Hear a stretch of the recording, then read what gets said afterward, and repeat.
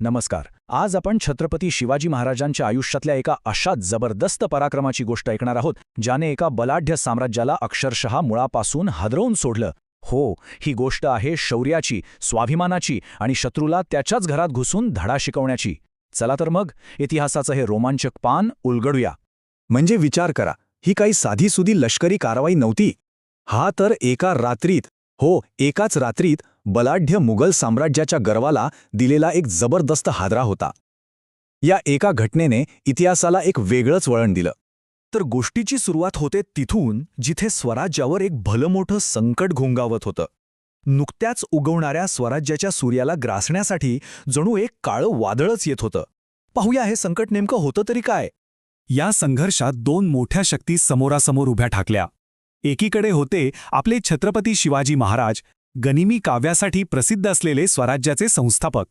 तर दुसरीकडे होता मुघल सम्राट औरंगजेबाचा बलाढ्य आणि अहंकारी सरदार शाहिस्तेखान. ही लढाई फक्त दोन सैन्यांची नव्हती, तर दोन विचारसरणींची टक्कर होती. आणि ह्या शाहिस्तेखानाने काय केला? त्याने फक्त पुणे जिंकला नाही, त्याने थेट महाराजांच्या स्वाभिमानालाच हात घातला.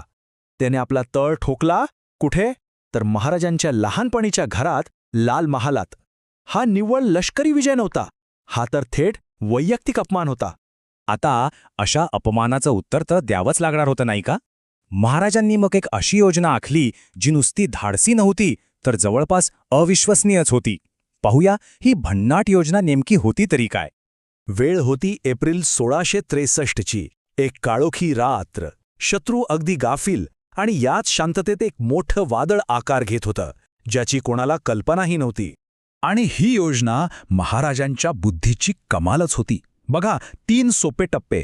पहिला, लग्नाची वरात असल्याचं सोंग घ्यायचं, म्हणजे कोणाला संशयच येणार नाही. दुसरा, ह्याच वरातीच्या आडून रात्रीच्या अंधारात शांतपणे पुणे शहरात घुसायचं. आणि तिसरा, सगळ्यात महत्त्वाचा टप्पा, शत्रू गाढ झोपेत असताना थेट त्याच्या घरात, लाल महालात घुसून हल्ला करायचा. नियोजन इतकं परफेक्ट होतं की चुकीला जागाच नव्हती. आणि मग आला तो क्षण ज्याची सगळे वाट बघत होते.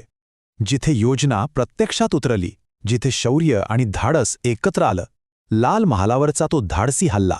एका क्षणात रात्रीची शांतता भंग पावली. सगळीकडे एकच कल्लोळ. महाराज आणि त्यांचे मावळे थेट लाल महालात घुसले होते.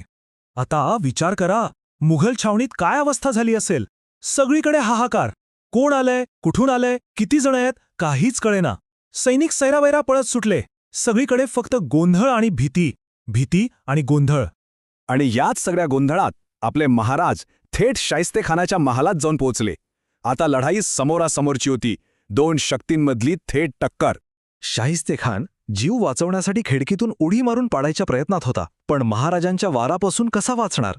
त्याची 3 बोटं कापली गेली. ही फक्त शारीरिक जखम नव्हती, हा त्याच्या अहंकारावर आणि प्रतिष्ठेवर झालेला एक कायमचा घाव होता. आता या हल्ल्याचे परिणाम ते काही फक्त लाल महालापुरते मर्यादित राहिले नाहीत. याची धग थेट दिल्लीच्या तख्तापर्यंत पोहोचली. या एका रात्रीने फक्त शाहिस्तेखानाचं नशीबच नाही बदललं, तर मुघल साम्राज्याच्या प्रतिष्ठेलाही एक मोठा तडा गेला. बघूया नेमकं काय काय झालं. शाहिस्तेखान जीव वाचून पळाला, हे खरे, पण ही त्याची जबरदस्त हार होती. त्याची फक्त 3 बोटं नाही, तर त्याचा तो अफाट अहंकार आणि मुघल सत्तेची इज्जत कापली गेली होती. आणि हा अपमान त्याच्यासाठी मरणापेक्षाही वाईट होता. या पराभवाची बातमी जेव्हा दिल्लीला पोहोचली, तेव्हा औरंगजेब प्रचंड संतापला. त्याने तात्काळ शिक्षा म्हणून शाहिस्तेखानाला दक्षिणेतून हटवलं आणि थेट बंगालच्या सुभेदारीवर पाठवून दिलं.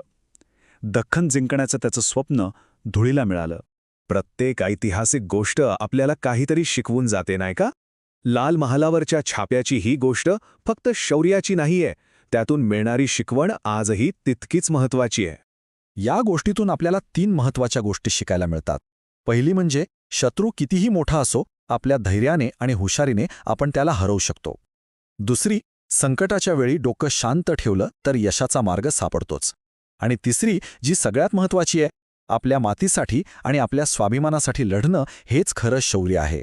ही केवळ इतिहासातली एक घटना नाही, ही एक प्रेरणा आहे.